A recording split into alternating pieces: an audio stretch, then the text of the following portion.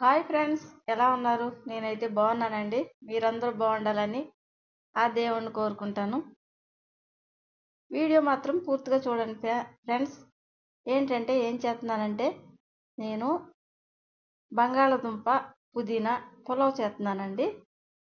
ఇది ఆదివారం కాకుండా మనం శనివారం, సోమవారం, లక్షవారం మనం నీసు తినలేని రోజుల్లో టేస్టీగా చేసుకుందామండి.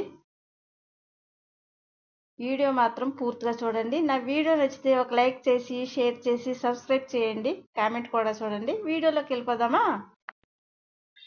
పుదీనా అయితే పూర్ణాల ఇంటికాడ ఫ్రెష్గా కోతున్నానండి. నేను వేసాను కానీ రాలేదు.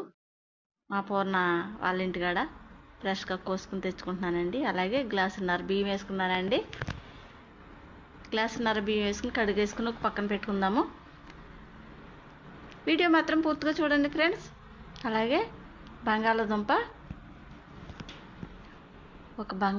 అండి, ఒక 10 ఉల్లిపాయలు, పుదీనా, 2 పచ్చిమిరకాయలు, బంగాళదుంపలు కోసుకునండి, కడిగేసుకుని ఇలా పెట్టుకున్నానండి. దాంట్లో కొద్దిగా పసుపు వేసి, అలాగా కొద్దిగా కారం వేసి, 1 స్పూన్. ఈ పుదీనా ఇక్కడే మీకు చెప్తున్నానండి, సరిగ్గా వినండి. పుదీనా పేస్ట్ చేసుకుని వేసుకోండి.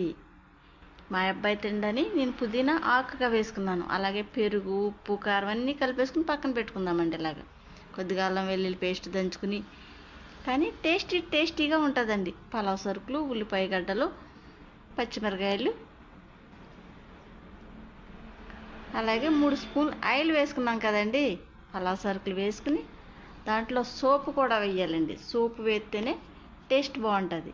అలాగే ఉల్లిగడ్డలు, 2 పచ్చిమిరకాయలు శుభ్రంగా సువాసన వచ్చేదాకా వేయించుకుందామండి.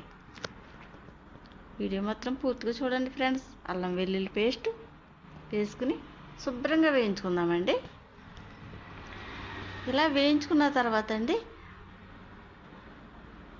కొద్దిగా ధనియాల జీలకర్ర పౌడర్, ఒక్కొక్కసారి వారం లేని రోజుల్లో మనకి ఘాటుగా కూడా తినాలనిపిస్తుంది కదండి. అందుకోసం మీకు ఇలా చూపిస్తున్నాను. మనకు శనివారం అయినా సోమవారం రోజునైనా, నేనైతే సోమవారం రోజున చేశానండి. అలాగే బంగాళదుంపలు వేసుకుని శుభ్రంగా ఫ్రై అయ్యేదాకా వేయించుకుని గ్లాసున్నర బియ్యానికి 3 గ్లాసుల నీళ్ళండి. కరెక్ట్గా గ్లాసున్నర బియ్యానికి 3 గ్లాసుల నీళ్ళండి వేసుకోవాలండి. ఈ పక్కన పెట్టుకుని ముందే కొచ్చుకుని పక్కన పెట్టుకున్నాము. ఇది చూసారా, నూనె పైకి వచ్చేదాకా సువాసన వచ్చేదాకా వేయించుకోవాలండి. సువాసన రావాలండి, బాగా ఫ్రై చేయాలి. ఒక 2 నిమిషాల పాటు ఫ్రై చేస్తే బాగుంటుందండి. అప్పుడు మనం కడుక్కున్న బియ్యం వేసుకోవాలండి.